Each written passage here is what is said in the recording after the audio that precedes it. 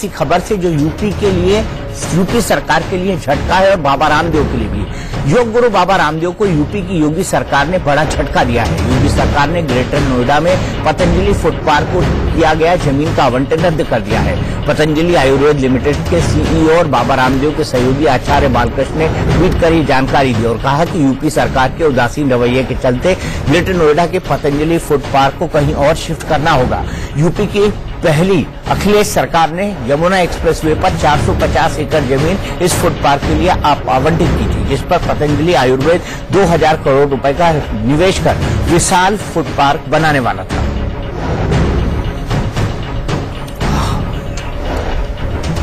और हमारे सहयोगी अरविंद चतुर्वेदी सीधे लखनऊ से फोन लाइन पर हमारे साथ जुड़े हुए हैं। अरविंद, ऐसा क्यों किया सरकार ने?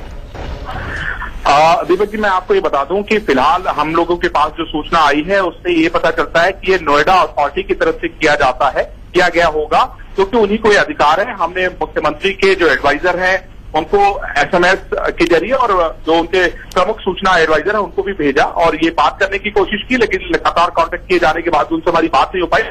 लेकिन इस बात की जानकारी है कि ये नोएडा अथॉरिटी की तरफ से जो है किया जा सकता है, क्योंकि ये इंडस्ट्रियलाइजेशन के तहत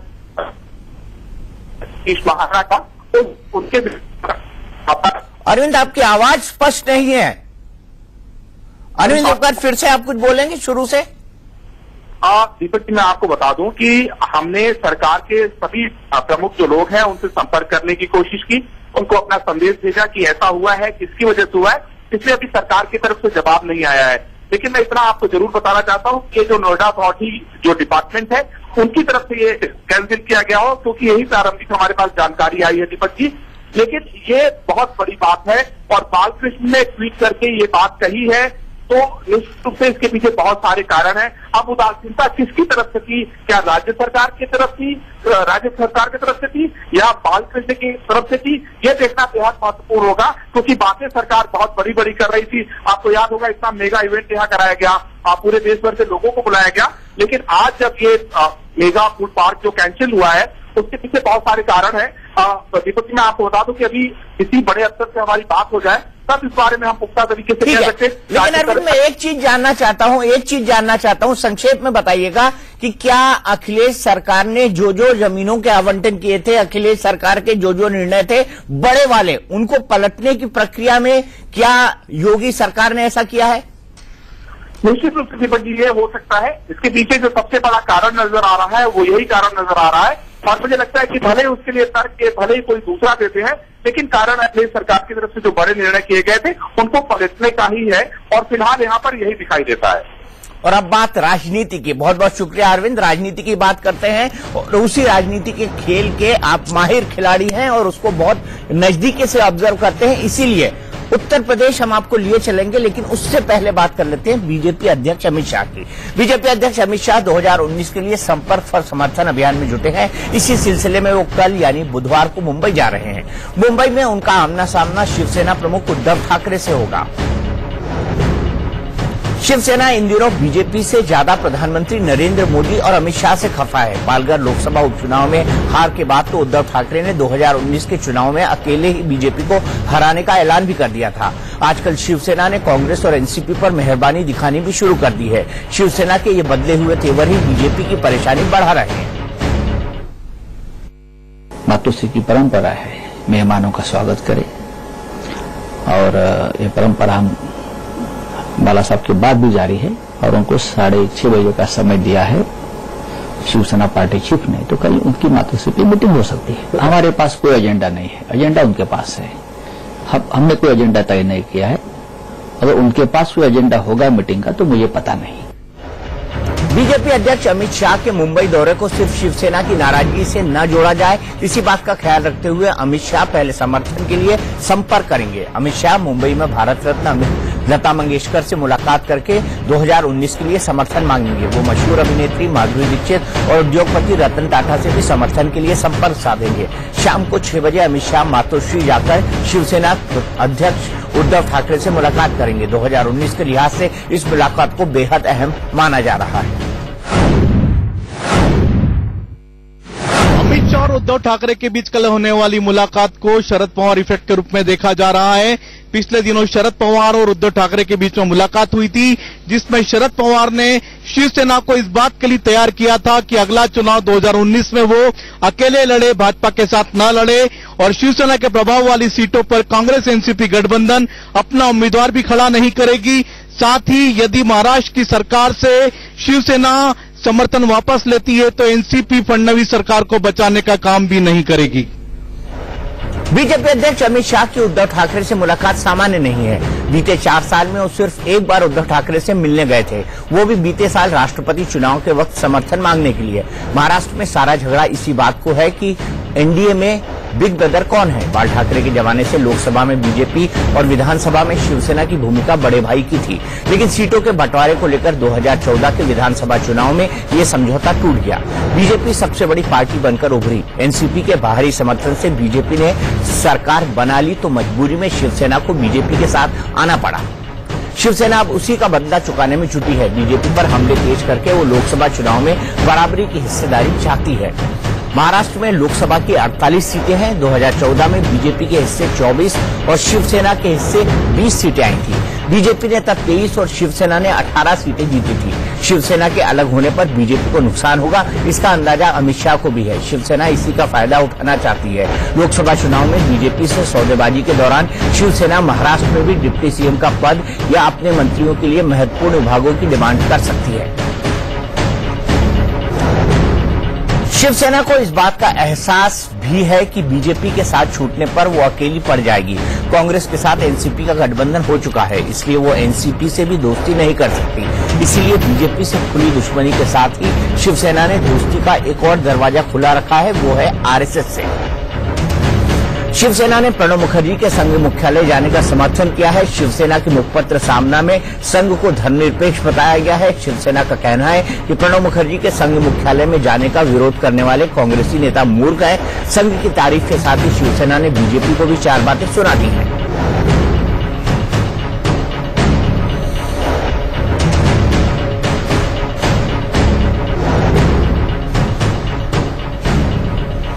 सामना के संपादकीय में लिखा गया है कि 2014 का चुनाव बीजेपी ने संघ के प्रचारकों और स्वयंसेवकों की मेहनत से जीता, ऐसा कहा जाता है। लेकिन ये चुनाव नरेंद्र मोदी का चेहरा लोकप्रिय होने के चलते जीता गया, ऐसा मोदी के भक्तों का कहना है। ऐसे में संघ और मोदी के भक्तों में सीधा सीधा दोफाड़ दिख रहा है। शिवसेना ने प्रणब मुखर्जी के बहाने बीजेपी पर भी तंज कसा है और कहा है कि मोदी और अमित शाह ने देश को कांग्रेस मुक्त करने से पहले बीजेपी को संघ मुक्त कर दिया है। शिवसेना के अंदर खाने सब कुछ ठीक नहीं चल रहा। उसके कोटे से महाराष्ट्र की फडणवीस सरकार में मंत्री दीपक सावंत ने मंत्री पद से इस्तीफा दे दिया है। उन्होंने मुख्यमंत्री देवेंद्र फडणवीस के साथ ही शिवसेना प्रमुख उद्धव ठाकरे को इस्तीफा भेज दिया है। हालांकि सीएम और उद्धव ठाकरे दोनों ने अभी सावंत का इस्तीफा मंजूर नहीं किया है। बताया जा रहा है कि विधान परिषद चुनाव में टिकट न दिए जाने से सावंत नाराज है और इसी के चलते उन्होंने मंत्री पद से इस्तीफा दे दिया है। मंत्री पद पर बने रहने के लिए 6 महीने के अंदर सदन के किसी भी हाउस का सदस्य मनोनीत होना जरूरी होता है। दीपक पिछले 2 बार से मुंबई स्नातक निर्वाचन क्षेत्र से शिवसेना का प्रतिनिधित्व कर रहे थे और उन्हें उम्मीद थी कि इस बार भी पार्टी उन्हें उम्मीदवार बनाएगी। लेकिन शिवसेना ने विधान परिषद की 4 सीटों पर होने जा रहे चुनाव में मुंबई स्नातक सीट से विलास पोटनीस को उम्मीदवार घोषित कर दिया है। इसी बात से दीपक सावंत नाराज हो गए और मंत्री पद से इस्तीफा दे दिया। सूत्रों के मुताबिक शिवसेना के नेता और कार्यकर्ता सावंत से नाखुश थे और नहीं चाहते थे कि पार्टी उन्हें नामित करे। हालांकि दीपक सावंत ने पार्टी से नाराजगी की खबरों को खारिज किया। नहीं नाराज नहीं है। देखिए, पार्टी जो देती है वो बहुत कुछ दिया है मुझे। पार्टी ने 18 साल का लंबा समय दिया है, मंत्री पद दिया है, बहुत बड़ी बात है। अभी आगे क्या विचारधारा लेके आगे पार्टी का काम करेंगे, पार्टी के लिए काम करेंगे। जिस पार्टी ने मुझे इतने ऊपर स्तर पे बिठा के रखा है उसका भी तो मेरा उत्तरदायित्व बनता है। पेट्रोल डीजल की बढ़ती कीमतों के खिलाफ भोपाल में अनोखा विरोध प्रदर्शन किया गया। यहां कांग्रेसी नेताओं ने बैलगाड़ी पर चढ़कर मोदी सरकार के खिलाफ नाराजगी जताई। मध्य प्रदेश कांग्रेस के अध्यक्ष कमलनाथ, कैंपेन कमेटी के अध्यक्ष ज्योतिरादित्य सिंधिया समेत कई कांग्रेसी नेता बैलगाड़ी से सीएम आवास का घेराव करने पहुंचे। हालांकि कुछ देर पहुंचने के बाद पुलिस ने बैलगाड़ी समेत कांग्रेसी नेताओं को रोक लिया। बैलगाड़ी पर सवार होकर कांग्रेसी नेताओं ने मंदसौर में राहुल गांधी की किसान रैली के लिए भी माहौल बनाया। मध्य प्रदेश के मंदसौर में बीते साल 6 जून को ही किसान किसानों पर पुलिस फायरिंग हुई थी। मध्य प्रदेश समेत देश के 7 राज्यों में 1 जून से भी किसानों का बड़ा आंदोलन चल रहा है। मध्य प्रदेश में कांग्रेस के लिए किसान ही सबसे बड़ा मुद्दा है और इसीलिए वो इतने प्रयास कर रही है। हमारा सिंबॉलिक आंदोलन है, जनता की आवाज उठा रहे हैं, किसान की आवाज उठा रहे हैं। आज पीड़ित किसान, अपमानित किसान, पीड़ित जनता जो पेट्रोल और डीजल के भाव से परेशान है, ये सरकार जिसने मध्य प्रदेश की जनता को ठगा है, हम उनके खिलाफ ये आंदोलन कर रहे हैं। इनका जीडीपी की बढ़ोतरी का मतलब गैस का दाम की बढ़ोतरी, डीजल का दाम की बढ़ोतरी, पेट्रोल का दाम का बढ़ोतरी, और अब जनता इन्हें नतमस्तक करेगा, इसका मुझे पूरा विश्वास है। कैराना में जीत हासिल करने के बाद विपक्ष ने मध्य प्रदेश में भी गठबंधन के फॉर्मूले पर काम करना शुरू कर दिया है। अब खबर है कि मध्य प्रदेश विधानसभा चुनाव में कांग्रेस इसी रणनीति के साथ उतरेगी। महागठबंधन की कवायद में जुटी कांग्रेस एसपी, बीएसपी और गोंडवाना गणतंत्र पार्टी को अपने साथ रखना चाहती है। सूबे में पार्टी अध्यक्ष कमलनाथ ने संकेत दिया है कि बुंदेलखंड और ग्वालियर चंबल इलाके में गठबंधन के लिए एसपी और बीएसपी से बात चल रही है, जबकि महाकौशल और विंध में गोंडवाना गणतंत्र पार्टी के जरिए गोंड आदिवासियों का वोट हासिल करने की कोशिश है। हालांकि फाइनल बातचीत सीटों के बंटवारे पर अटकी हुई है। सूत्रों के मुताबिक बीएसपी ने 30 और एसपी ने 10 सीटों की मांग की है, जबकि कांग्रेस मायावती की पार्टी को 12 और अखिलेश की पार्टी को 5 सीटें देने को तैयार है। इसी तरह गोंडवाना गणतंत्र पार्टी को 3 से 4 सीटें देने पर कांग्रेस राजी है, लेकिन उसकी मांग 6 से 7 सीटों की है। मध्य प्रदेश में पिछले 15 साल से वनवास झेल रही कांग्रेस के लिए ये चुनाव करो या मरो जैसे हैं। यही वजह है कि वो पूरी 230 सीटों पर चुनाव लड़ने की बजाय बीएसपी के साथ गठबंधन के रास्ते तलाश रही है। हम कोशिश करेंगे, राहुल जी बोलेंगे, ये आज हम आपके सामने बैठ के बोलेंगे। कांग्रेस न नेता के बतौर न ही संगठन के बतौर नहीं कर सकती। किसी भी हाल में अब वो उस लायक नहीं बची है कि अकेले दम पर भारतीय जनता पार्टी का सामना कर सके। इसलिए वो तमाम छोटे दलों से जरूर करने की बात कर रहे हैं, लेकिन जैसे ही वो उन दलों के साथ समझौता करेंगे, भारतीय जनता पार्टी का जो नारा है अब की बार 200 पार, वो और मजबूत होगा। और आइए किसानों के आंदोलन और इसी पर बात करने के लिए हम चलेंगे अपने सहयोगी एहतियाब शेख के पास, लेकिन उससे पहले हम आपको दिखाते हैं कि किसान आंदोलन कैसा चल रहा है। किसान आंदोलन 5वें दिन भी जारी है और इसके बाद मंदसौर में किसानों का, गुजरात के राजकोट में किसानों ने अपनी मांगों को लेकर केंद्र सरकार के खिलाफ प्रदर्शन किया। इस दौरान किसानों ने राजकोट जामनगर हाईवे पर हजारों लीटर दूध सड़क पर बहा दिया और सब्जियां बिखेर दी। किसानों ने केंद्रीय कृषि मंत्री राधा मोहन सिंह के बयान का भी कड़ा विरोध किया, जिससे उन्होंने आंदोलन को पब्लिसिटी स्टंट बताया था। और एहतियाब शेख के पास सीधे चलते हैं, क्योंकि कल मंदसौर के अंदर एक बहुत बड़ी राहुल गांधी की किसान रैली होनी है और हम सीधे चलते हैं एहतियाब के पास। एहतियाब, क्या तैयारी है इस रैली की?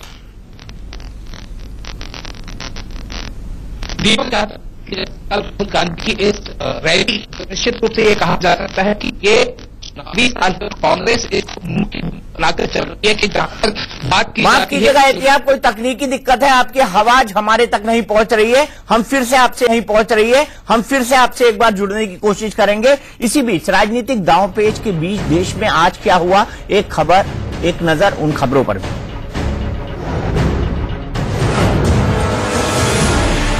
गुजरात के कच्छ में भारतीय वायुसेना का जगुआर एयरक्राफ्ट हादसे का शिकार हो गया। इस एयरक्राफ्ट ने जामनगर से उड़ान भरी थी। हादसे में पायलट संजय चौहान शहीद हो गए। संजय एयर कमांडर के पद पर थे। वायुसेना ने हादसे की जांच के आदेश दे दिए हैं। एयरसेल मैक्सिस केस में पूर्व वित्त मंत्री पी चिदम्बरम को बड़ी राहत मिली है। पटियाला हाउस कोर्ट ने चिदम्बरम की गिरफ्तारी पर 10 जुलाई तक की रोक लगा दी। इससे पहले ये रोक 5 जून तक थी। इससे पहले चिदम्बरम की आज ईडी ऑफिस में पेशी हुई और करीब 3 घंटे तक उनसे पूछताछ की गई।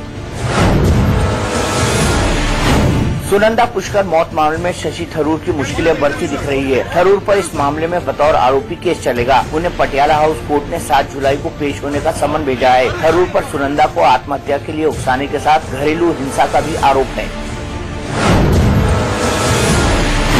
यूपी सरकार ने मुगलसराय जंक्शन रेलवे स्टेशन का नाम बदल दिया है। यूपी सरकार की ओर से जारी नोटिफिकेशन के मुताबिक मुगलसराय जंक्शन का नाम अब पंडित दीनदयाल उपाध्याय जंक्शन होगा। 1862 में बने मुगलसराय स्टेशन का नाम बदलने की कवायद पिछले साल ही शुरू हुई थी। दिल्ली से सटे गाजियाबाद में पुलिस ने 1 करोड़ की पुरानी करेंसी के साथ 10 लोगों को गिरफ्तार किया है। ये लोग राजनगर एक्सटेंशन से ये रुपए पहले दिल्ली फिर नेपाल ले जाए जाने थे। पुलिस इनसे पूछताछ कर रही है, जिससे इस पूरे गिरोह का खुलासा हो सके। और आगे बढ़ते हैं। 2019 की जंग से पहले केंद्रीय मंत्री मुख्तार अब्बास नकवी के एक बयान ने अयोध्या के साधु संतों को नाराज कर दिया है। राम मंदिर से जुड़े पुजारी और साधु संतों ने चेतावनी दी है कि अगर मोदी सरकार राम मंदिर को लेकर अपने वादे से पलटी तो 2019 में बीजेपी की सरकार किसी भी सूरत में नहीं आएगी। 2019 और 18 के बीच में मंदिर भाजपा वाले नहीं बनाएंगे तो इनकी सरकार कहीं से कुछ बनने वाली नहीं है। इसलिए अगर इनको अगला सरकार बनाना है तो राम जन्मभूमि मंदिर का निर्माण करना पड़ेगा, नहीं तो पूरा साधु समाज, अयोध्या के पूरे भारत के साधु समाज आंदोलन करके इनको हरा दिया जाएगा। बीजेपी का अस्तकाल है, जैसे अस्ताचल की ओर जा रही है। अगर ये लोग अपनी रीति नीति को नहीं सुधारते हैं तो मैं चेतावनी भी दे रहा हूं कि 2019 में जो कह रहे हैं कि न हिंदुत्व रहेगा न मंदिर मुद्दा रहेगा तो बीजेपी भी नहीं रहेगी। दरअसल एक कार्यक्रम में नकवी से 2019 चुनाव के मुद्दों को लेकर सवाल पूछा गया तो उन्होंने कहा कि बीजेपी का एजेंडा विकास होगा और लोकसभा चुनाव में बीजेपी इसी को जनता के सामने रखेगी। नकवी के इसी बयान के बाद राम मंदिर से जुड़े साधु संत नाखुश हो गए और उन्होंने बीजेपी पर राम मंदिर और हिंदुत्व के नाम पर राजनीति चमकाने का आरोप लगाया। वहीं बीजेपी नेता विजय कटियार का विवादित बयान भी सामने आया है। लेकिन ये बात सही है कि ये जो राम जी की जन्मभूमि है ये एक बलिदान और मांग रही है,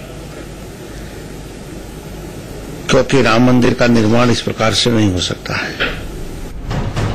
हाल ही में दिल्ली के आर्क बिशप की ओर से जारी एक पत्र के जरिए खास पार्टी के पक्ष में वोट देने की अपील से देश की सियासत में उबाल आ गया। अब गोवा और दमन के आर्क बिशप के बयान पर राजनीति गर्मा गई है। गोवा के आर्क बिशप फिलिप नेरी फरारो ने कैथोलिक ईसाइयों को सलाह देते हुए कहा है कि उन्हें राजनीति में एक्टिव रोल अदा करना चाहिए। यही नहीं, फरारो ने एक तरह से इशारों में मौजूदा सरकार पर हमला करते हुए कहा कि आज विकास के नाम पर लोगों को उनकी जमीन और घरों से उजाड़ा जा रहा है, मानवाधिकारों का हनन किया जा रहा है। हाल के दिनों में नया ट्रेंड देखा गया है कि देश में एकरूपता थोपने का प्रयास किया जा रहा है। यहाँ तक कि लोगों के खाने पीने, पहनने, रहने और पूजा करने के तरीकों पर भी सवाल खड़े किए जा रहे हैं। बीजेपी फरारो के इस बयान पर भड़क गई है। गोवा के आर्च बिशप ने कहा है कि संविधान खतरे में है। इस मुद्दे पर बातचीत करने के लिए हमारे साथ केंद्रीय मंत्री मुख्तार अब्बास नकवी साहब हैं। नकवी साहब, एक बड़ा आरोप लगाया गया आर्च बिशप द्वारा। देखिए, चुनाव के मौसम में इस तरह के फतवे, इस तरह के फरमान बहुत से सुनाई पड़ेंगे, दिखाई पड़ेंगे। इसलिए इस तरह के फतवों फरमानों से किसी तरह का किसी को भी फर्क नहीं पड़ता। जहां तक सवाल है इस देश का, इस देश की जो धार्मिक, देश के अल्पसंख्यकों की धार्मिक सामाजिक स्वतंत्रता का, उसकी रक्षा पूरी तरह से की गई है।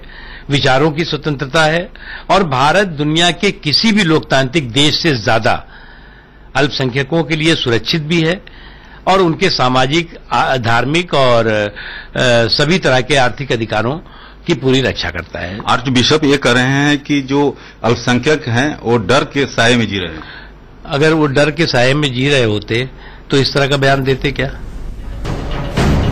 इस बयान के सामने आने के बाद गोवा के आर्क बिशप के सेक्रेटरी ने सफाई दी है। उन्होंने कहा कि हम इस तरह का लेटर हर साल जारी करते हैं, लेकिन इस साल 1-2 बयानों के परिप्रेक्ष्य से अलग देखते हुए मुद्दा बना दिया गया। We have had 14 pastor letters before, and this is the 15th one. Somehow 1 or 2 statements of that letter of the bishop have been taken out, and I will say taken out of context, making an issue out of it. My thing is this. We don't make any comments nor further explanations on the letter. You want, read the whole letter, it is on our website, and try to understand the context of why it is being said what was said. 2019 आम चुनाव से पहले मोदी सरकार के मंत्री अपनी ही सरकार के लिए मुसीबत बनते दिख रहे हैं। केंद्रीय पर्यटन राज्य मंत्री केजे अल्फोंस ने पीएम नरेंद्र मोदी के संसदीय क्षेत्र वाराणसी में 4 साल के कार्यकाल के दौरान हुए विकास कार्यों और स्वच्छता पर प्रश्न चिन्ह लगा दिया।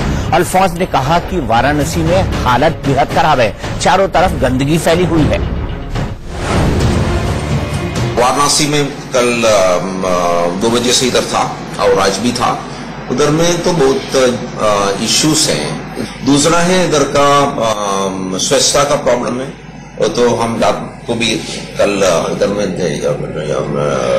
यात्रा किया है, बहुत गंदा है।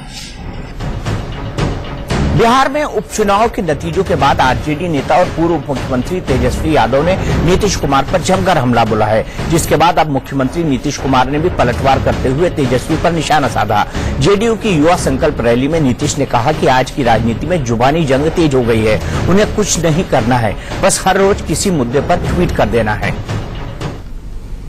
राजनीति में तो जुबानी जंग का माहौल चल रहा है, करना कुछ नहीं है, करना कुछ नहीं है, कोई काम नहीं करना, लेकिन दिन भर में 5 बार ट्वीट करके अपनी बात रखना। आजकल यही हो गया, कोई काम नहीं, राजनीति में देखिए कोई काम ही नहीं हो रहा। नीतीश ही नहीं रुके, उन्होंने बिना नाम लिए तेजस्वी पर तंज कसा और कहा आज का युवा जो राजनीति में आ रहा है वो पारिवारिक बैकग्राउंड के दम पर आ रहा है, इसलिए उन्हें लोगों की भलाई की बात समझ में नहीं आती। कि बहुत कम संख्या में युवा अपने बल पर राजनीति में आगे बढ़ रहे हैं, परिवार के बल पर बढ़ रहे हैं। इससे क्या मतलब है, इससे क्या होना? नीतीश ने कहा कि वो जातिगत समीकरण की राजनीति में विश्वास नहीं करते। इस तरह का माहौल बनाया जा रहा है कि गरीबों के खिलाफ काम किया जा रहा है, लेकिन ऐसा नहीं है। नीतीश ने तल्ख लहजे में कहा कि उन्हें और उनकी पार्टी की राजनीति से समाप्त करने की कितनी भी कोशिश कर ली जाए, मगर जेडीयू समाप्त होने वाली नहीं है। नीतीश कुमार के इस हमले पर तेजस्वी यादव ने ट्वीट करा और तंज कसा और कहा कि 60 मिनट के भाषण में 43 मिनट भतीजे पर खर्च करने के लिए चाचा को धन्यवाद। यूपी के महागठबंधन में कौन कहां दाल गलाना चाहता है वो भी बताएंगे, लेकिन पहले कुछ और खबरों पर एक नजर। हिमाचल के शिमला में बादल फटने से भारी तबाही हुई है। शिमला से 100 किलोमीटर दूर रामपाल और मतेलानी गांव में कई घर और फसलें तबाह हो गई। घटना में किसी के हताहत होने की खबर नहीं है। प्रशासन मौके पर राहत बचाव में जुटा है। मुंबई में भारी बारिश की आशंका जताई गई है। मौसम विभाग ने चेतावनी जारी करते हुए कहा है कि मुंबई में 9 से 11 जून तक भारी बारिश हो सकती है। लोगों को इस दौरान घरों में रहने की सलाह दी गई है। मौसम विभाग के मुताबिक अभी तक पिछले 24 घंटों में 51 मिलीमीटर बारिश हो चुकी है। हरियाणा सरकार ने सरकारी दफ्तरों में पानी की बोतलों पर पाबंदी लगाई है। वर्ल्ड एनवायरनमेंट डे पर हरियाणा सरकार ने सभी ऑफिसों में पानी की बोतलों पर प्रतिबंध लगाने का फैसला किया है। अब सिर्फ इस्तेमाल में आने वाली पानी की बोतलों का ही उपयोग किया जाएगा। यूपी पुलिस ने गुड़गांव से सीबीआई के कांस्टेबल को गांजा तस्करी के आरोप में गिरफ्तार किया है। आरोपी कांस्टेबल की गिरफ्तारी गुड़गांव के बिलासपुर इलाके से हुई। पुलिस के मुताबिक आरोपी अपनी प्रेमिका के साथ मिलकर गांजे की तस्करी करता था। पुलिस ने 280 किलो गांजा समेत 2 ट्रक बरामद किए हैं। हरियाणा के पलवल में केजीपी एक्सप्रेसवे पर आज सुबह एक दर्दनाक हादसा हो गया। तेज रफ्तार ट्रक ने एक बोलेरो पिकअप गाड़ी को टक्कर मार दी, जिससे पिकअप में सवार एक ही परिवार के 7 लोगों की मौके पर मौत हो गई, जबकि 10 लोग घायल हैं, जिन्हें अस्पताल में भर्ती कराया गया है। मध्य प्रदेश में जहां विधानसभा के लिए कांग्रेस महागठबंधन के फॉर्मूले की ओर बढ़ रही है, तो लोकसभा चुनाव के लिए यूपी में भी सियासी गोटियां बिठाई जा रही है, जिसकी स्क्रिप्ट कैराना जैसी लिखी जा रही है। दरअसल एसपी और बीएसपी के बीच अंदर खाने खिचड़ी पक रही है। सूत्रों के मुताबिक मायावती ने एक बैठक में 2019 के लिए सीटों का प्लान बनाया है। कैराना और नूरपुर में जीत के बाद अब महागठबंधन का रास्ता साफ हो गया है और दोनों ही बड़ी पार्टी उत्तर प्रदेश की, चाहे वो बसपा हो या फिर समाजवादी पार्टी, दोनों के बीच में एक मसौदा तैयार किया जा रहा है सीट बंटवारे को लेके। और जहां तक हमारे सूत्र हमें बता रहे हैं उसके अनुसार 40 सीट जो है वो बसपा ने मांगी है इस महागठबंधन में, क्योंकि बसपा 2014 में दूसरी सबसे बड़ी पार्टी थी उत्तर प्रदेश में। माना जा रहा है कि बीएसपी 80 में से 40 सीटों पर चुनाव लड़ना चाहती है, जबकि बाकी सीटें एसपी, आरएलडी और कांग्रेस को देने का मन बनाया है। मायावती की इस प्लानिंग पर एसपी भी बारीक नजर रखे हुए है। फॉर्मूला तय होगा राष्ट्रीय अध्यक्ष लोगों में, उसके हिसाब से सीटें तय होंगी। न मैं अकेला सीट बांट सकता हूं, न बीएसपी के लोग अकेले सीट बांट सकते हैं, न कोई और सीट बांट सकता है। हर पार्टी को अपना दावा रखने का हक है और जाहिर तौर पे जो दावे सारे लोग, बाकी सारे दल के लोग सही मानेंगे, उसके हिसाब से सबको हक और हिस्सेदारी मिलेगी।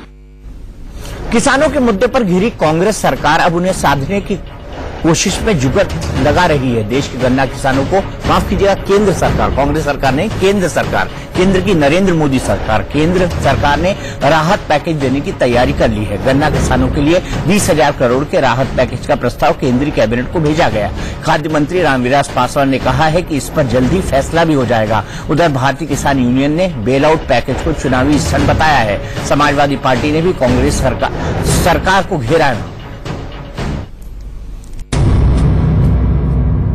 किसानों के गुस्से का, किसानों के आक्रोश का, किसानों की तकलीफ का भाजपा को अंदाजा नहीं है।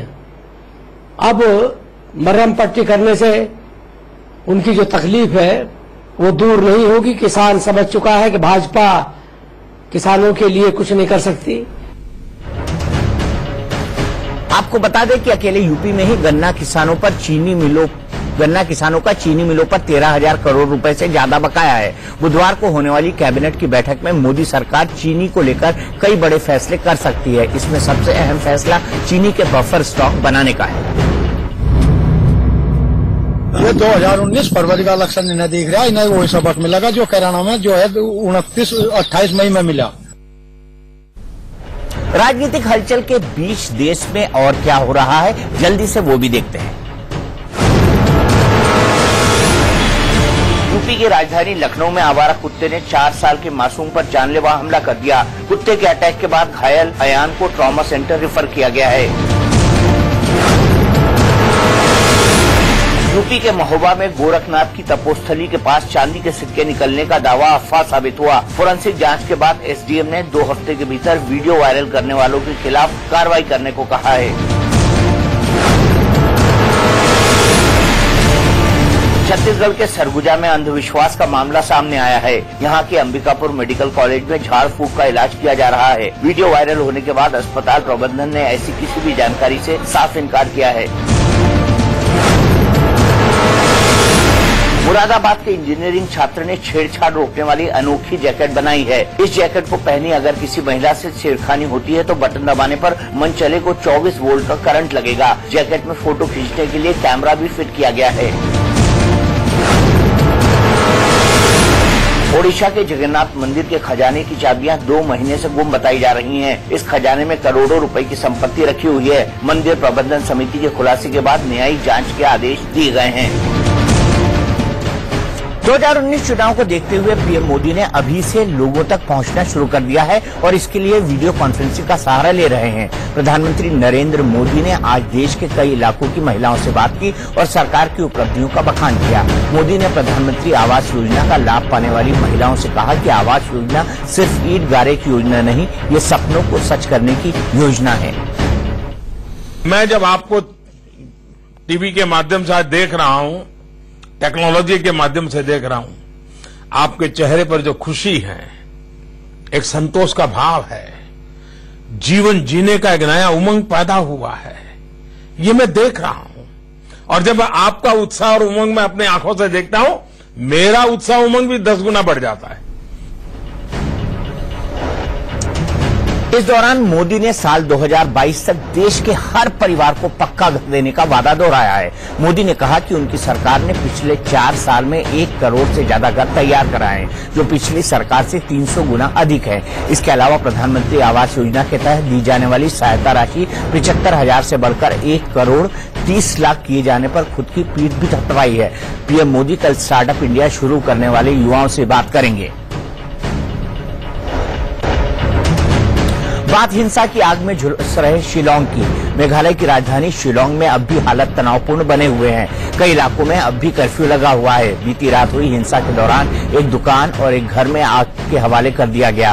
कासी और सिख समुदाय के बीच हुई झड़प के बाद हिंसा की आग में झुलसे शिलांग को लेकर सियासत भी गर्म है। यहाँ के सिखों की सुरक्षा को लेकर पंजाब के सीएम कैप्टन अमरिंदर सिंह ने चिंता जताई है। उन्होंने हालात जानने के लिए 4 सदस्यीय टीम भी शिलांग भेजी है। कैप्टन अमरिंदर सिंह ने मेघालय के सीएम कॉनराड संगमा से अपनी टीम को सहयोग के साथ सिख समुदाय और उनके धार्मिक स्थलों की सुरक्षा प्रदान करने की अपील की है। मेघालय के सीएम ने कैप्टन को सिख समुदाय को पूर्ण सुरक्षा का भरोसा दिलाया है। उन्होंने कहा कि वे व्यक्तिगत रूप से हालात पर नजर रखे हुए हैं और सुनिश्चित कर रहे हैं कि किसी भी इलाके में सांप्रदायिक हिंसा और झगड़े न हों।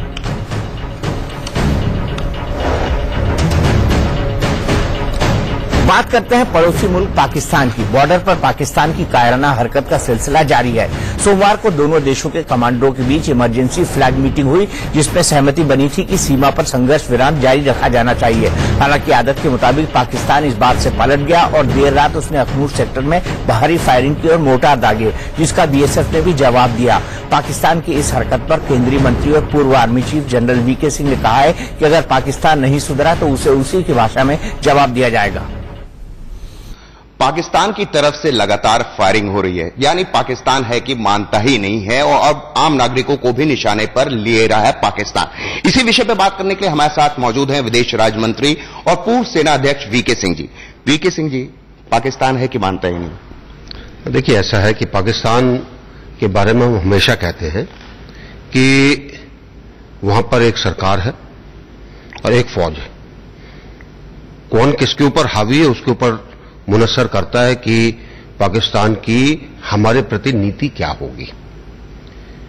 मुझे लगता है कि जिस तरीके से चीजें चल रही हैं उसमें जो हमने उनको बोला है, शायद इसके ऊपर वो विचार करेंगे, क्योंकि जब गोली चलती है दोनों तरफ से तो कोई ना कोई उसके मरता है। हमारी तरफ भी लोग बागों को नुकसान होता है, दूसरी तरफ भी उनको नुकसान होता है, चाहे उनके सैनिक हो या और कोई हो। और सर्जिकल स्ट्राइक की जरूरत नहीं है, आपको नहीं लगता? देखिए, ऐसा है कि हर चीज का अपना अपना समय होता है। जब समय आएगा उस समय पर वो चीज की जाएगी। उम्मीद की जाए कि जल्दी ही जरूरत पड़ सकती है? नहीं, ये कहना मेरे लिए मुश्किल है। ना तो मैं अभी सेना की कमांड में हूं, ना मैं ये कहूंगा कि इसके बारे में बोलना चाहिए। ये चीजें ऐसी होती हैं, देश जिस चीज की जरूरत फील करेगा वो करेगा। पर अगर जरूरत हुई तो हम जाएंगे सर्जिकल स्ट्राइक पे? देखिए, जब जरूरत होगी तो उसमें क्या करना उस समय पर वो नेतृत्व उसका फैसला लेगा। और मुझे पूरी आशा है कि जो भी नेतृत्व फैसला लेता है वो सही होता है। और अब एक नजर बाकी दुनिया की खबरों पर। सिंधु जल संधि पर वर्ल्ड बैंक से भारत के खिलाफ आपत्ति जताने वाले पाकिस्तान को तगड़ा झटका लगा है। भारत को पश्चिमी नदियों पर बिजली परियोजना बनाने की इजाजत मिल गई है। किशनगंगा परियोजना के तहत भारत 330 मेगावाट बिजली पैदा करता है। सिंगापुर में किम जो के ठहरने का होटल बिल नोबेल पुरस्कार विजेता ICAN संस्था उठाएगी। किम जो 12 जून को सिंगापुर में अमेरिकी राष्ट्रपति डोनाल्ड ट्रंप से मिलेगा। उसने होटल का खर्चा न होने का रोना रोया था। राष्ट्रपति चुनाव में कथित रूस की मदद लेने के आरोपों से घिरे अमेरिकी राष्ट्रपति डोनाल्ड ट्रंप ने कहा है कि प्रेसिडेंट होने के नाते वो खुद को भी माफी देने का अधिकार रखते हैं। हालांकि उन्होंने सफाई भी दी कि उन्होंने कुछ गलत नहीं किया तो माफी का सवाल ही नहीं उठता। बॉर्डर पर हो रही लगातार फायरिंग के बीच बीएसएफ और पाक रेंजर्स की कमांडर लेवल की मीटिंग हुई है। बैठक में पाकिस्तानी सेना ने कहा कि समस्या का समाधान बातचीत से होगा या नहीं, यह भारत को तय करना है। हालांकि इसके फौरन बाद पाकिस्तान की तरफ से गोलाबारी की गई। सऊदी अरब में महिलाओं पर लगी ड्राइविंग लाइसेंस देने की पाबंदी हट गई है। सऊदी में पहली बार 10 महिलाओं को लाइसेंस दिया गया। इससे पहले 2011 में एक सरकारी रिपोर्ट में कहा गया था, महिलाओं को अगर ड्राइविंग की इजाजत दी जाती है तो इससे उनकी वर्जिनिटी खत्म हो जाएगी। बैंकों का बढ़ता घाटा और एनपीए का बोझ भी 2019 का चुनावी मुद्दा बनता जा रहा है। इंडिया न्यूज के सहयोगी चैनल न्यूज़ ने आज एनपीए की सच्चाई से रूबरू कराने के लिए एनपीए कॉन्क्लेव आयोजित की, जिसमें देश के जाने माने बैंकर, अर्थशास्त्री और केंद्र सरकार के कद्दावर मंत्रियों ने हिस्सा लिया। वित्त मंत्री पीयूष गोयल ने इस कॉन्क्लेव में बताया कि एनपीए की सच्चाई क्या है। उन्होंने कहा कि पिछली सरकारों में हुए भ्रष्टाचार का हमने खुलासा किया है। But if somebody takes a loan of 5,000 and 10,000 crores, and in many cases even more, particularly in that 8 to 2014 period, then the responsibility of recovery becomes the bank's responsibility.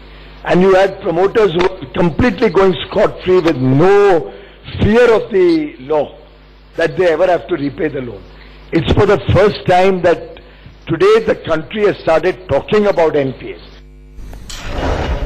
Jharkhand के चतरा में भूख से एक महिला की मौत हो गई। बताया जा रहा है कि महिला खाना नहीं मिलने से काफी बीमार थी, जिसके बाद उसने दम तोड़ दिया।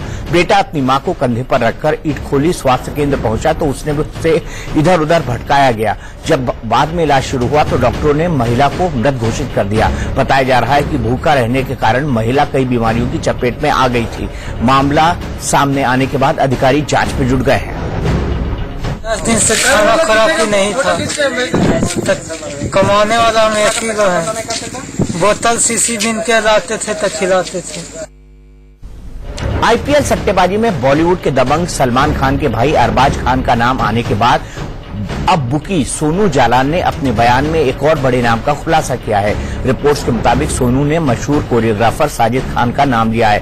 थाने पुलिस के मुताबिक इस मामले में गिरफ्तार सटोरिये सोनू जालान का आरोप है कि साजिद कई साल से क्रिकेट पर सट्टा लगा रहे हैं। सोनू का कहना है कि साजिद के साथ पैसों को लेकर अनबन के बाद वो दूसरे सटोरियों की मदद लेने लगे। खबर है कि पुलिस साजिद खान को समन कर उनसे पूछताछ भी कर सकती है।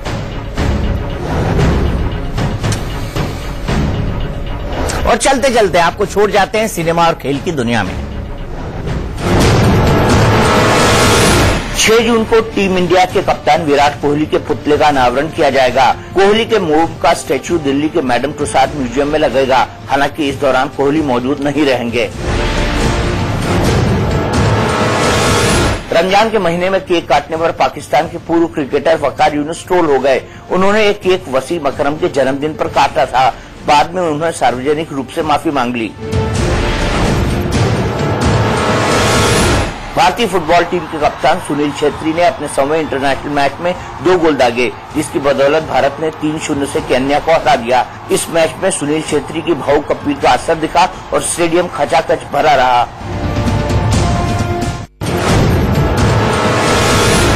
अभिनेता अरमान कोहली अपनी गर्लफ्रेंड नीरू रंधावा के साथ मारपीट को लेकर फिर सुर्खियों में हैं। नीरू को कोकिलाबेन अस्पताल में भर्ती करवाया गया है। नीरू ने सांताक्रूज पुलिस स्टेशन में अरमान के खिलाफ शिकायत भी दर्ज कराई है।